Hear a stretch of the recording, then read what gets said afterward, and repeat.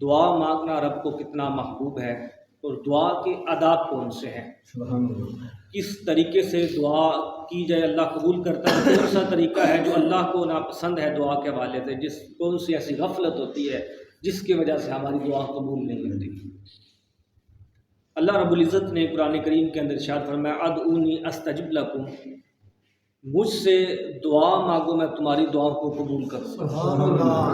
اللہ کی شان ہے جب بھی بندہ رب سے مانگتا ہے اللہ اسے ضرور عطا فرماتا ہے۔ نبی کریم صلی اللہ علیہ وسلم نے ارشاد فرمایا کہ اللہ سے اللہ کا فضل مانگو، اللہ کو پسند ہے کہ لوگ اس سے سوال کریں۔ آگے حضور فرماتے بہترین عبادت یہ ہے کہ جب بندہ اللہ سے کوئی دعا مانگتا ہے، کوئی چیز مانگتا ہے اور اللہ جب تک عطا نہیں کرتا اس عطا کے انتظار میں رہنا، انتظار کرنا، یہ بہترین عبادت ہے۔ سبحان اللہ۔ آگے حضور علیہ السلام نے ارشاد فرمایا الدعاء مخ العبادہ، جو دعا ہے یہ عبادت کا مغز ہے۔ ماشاءاللہ۔ کیونکہ مثال کے طور پہ ہم نماز پڑھتے ہیں، روزہ رکھتے ہیں، یہ اس کی مرضی ہے قبول کرے نہ کرے۔ بعض کا بندہ دعا کرتا ہے یا اللہ میں نے تیری رضا کے لیے کرا تو قبول فرما، ہو سکتا ہے بندے کی وہ دعا کی وجہ سے قبولیت مل جائے۔ سبحان اللہ۔ آگے حضور علیہ السلام نے فرمایا کہ بے شک تمہارا رب بڑا ہی حیا والا ہے، کریم ہے، کرم فرمانے والا ہے۔ سبحان اللہ۔ اس کو اپنے بندے کو اٹھائے وہ خالی ہاتھ، جب بندہ خالی ہاتھ اٹھاتا ہے تو حضور فرماتے اللہ اس بات سے حیا فرماتا ہے کہ اس کے اٹھے ہاتھوں کو اللہ خالی موڑ دے۔ کمال کی بات ہے، ہم اپنے لیے دعا اکثر کرتے ہیں یا اللہ مجھے یہ عطا کر، مجھے وہ عطا کر۔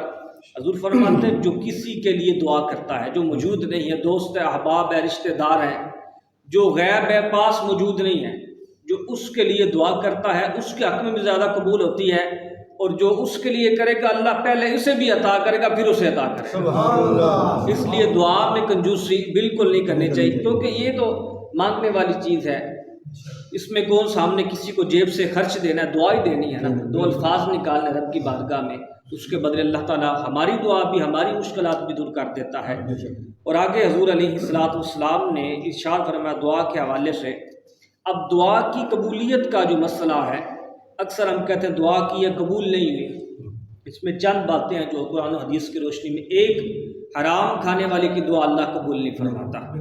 نبی کریم صلی اللہ علیہ وسلم نے ارشاد فرمایا کہ ایک شخص کی مثال دی جو بڑا بال بکھرے ہوئے ہیں، بڑی یعنی ایسی اس کی کیفیت ہے، حالت ہوئی ہے، اللہ کی بارگاہ میں ہاتھ اٹھاتا ہے، حضور فرمایا کہ اس کا کھانا، اس کا پینا، اس کا پہننا حرام ہے، تو اللہ کیسے اس بندے کی دعا کو قبول فرمائے گا؟ تو اس میں سب سے ضروری چیز ہے رزق حلال۔ اور دوسری بات، حضور فرماتے ہیں کہ اللہ غافل دل کی دعا کو قبول نہیں فرماتا، یعنی جب دعا کی جائے تو رب کی بارگاہ میں دل کو بھی حاضر کیا جائے، زبان کو بھی حاضر کیا جائے۔ دوسری، جو انسان غفلت کرتا ہے، غفلت سے مراد دعا کے دوران ارد گرد دیکھنا، دعا کے دوران اپنی توجہ کو ہٹا لینا، جب یہ بندہ چیزیں کرتا ہے تو اس سے دعا قبولیت کا اثر بہت کم آ جاتا ہے، اللہ غافل دل کی دعا کو قبول نہیں فرماتا۔ اور دوسری بات ہے کہ جب بھی دعا کی جائے تو حضور علیہ السلام کے وسیلے سے دعا کی جائے۔ ایک نبینہ شخص جامع ترمذی کے اندر نبی کریم صلی اللہ علیہ وسلم کی بارگاہ میں حضور ہوا، عرض کرتا ہے یا سیدی یا رسول اللہ میری آنکھیں نہیں ہیں، رب کی بارگاہ میں دعا کیجیے اللہ تعالیٰ مجھے آنکھیں عطا فرمائے۔ حضور علیہ السلام نے فرمایا کہ صبر کر تیرے لیے بہتر ہے۔ فرمایا کہ نہیں، اب اس کا ترجمہ محبت سے کی جائے تو وہ یہی بنتا ہے کہ یا رسول اللہ جب آپ کی بارگاہ میں اب خالی تو جانا نہیں ہے۔ حضور علیہ السلام نے فرمایا وضو کر، 2 رکعت نماز نفل پڑھ، اور پھر دعا کر یا اللہ میں تیری بارگاہ میں حاضر رہتا ہوں تیرے پیارے محبوب کے وسیلے سے جو نبی رحمت ہے، جو رحمت للعالمین ہے۔ تو اس بندے نے جب حضور علیہ السلام کا وسیلہ دیا، دعا کی، تو اللہ نے اس کی فوراً آنکھیں عطا فرما دی، اس کی جو بنائی ہے واپس آ گئی۔ حضرت عثمان بن حنیف فرماتے ہیں کہ ایک بندہ حضرت عثمان غنی کی بارگاہ میں آتا ہے، بار بار آتا ہے، اس کا کام نہیں ہو پاتا، توجہ نہیں ہو پاتی حضرت عثمان غنی کی اس کی طرف، تو بڑا پریشان لوٹا۔ تو حضرت عثمان بن حنیف جو ہیں انہوں نے کہا کہ کیا معاملہ؟ فرمایا مجھے حاجت ہے امیر المومنین سے، لیکن میرا کام نہیں ہو پاتا، توجہ نہیں ہو پاتی۔ تو آپ نے فرمایا میرے پاس ایک عمل ہے، یہ ایک ایسی دعا ہے کہ جسے ایک بندے نے کی تھی حضور کے وسیلے سے اللہ نے اس کی دعا فوراً قبول فرمائی تھی، تو بھی اس طرح دعا کر۔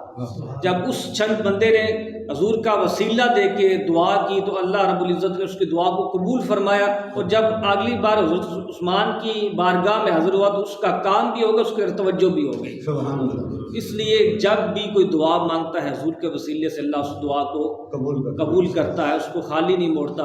ہاں، دعا کی چند قبولیت کی یہ علامات بھی ہوتی ہے، بعض کا جو ہم ظاہری چیز مانگتے ہیں وہ ہمارے حق میں بہتر نہیں ہوتی، اللہ اس سے بہتر چیز ہمیں عطا کرتا ہے۔ دوسری بات یہ ہوتی ہے کہ بعض اوقات ہم دعا مانگتے ہیں وہ ظاہری طور پہ قبول نہیں ہوتی، لیکن اس کا بدلہ اللہ تعالیٰ ہمارے بہت سارے نقصانات کو ٹال دیتا ہے، یعنی دعا رد نہیں ہوتی، اس کا صلہ بعض کا دوسری چیز میں مل جاتا ہے۔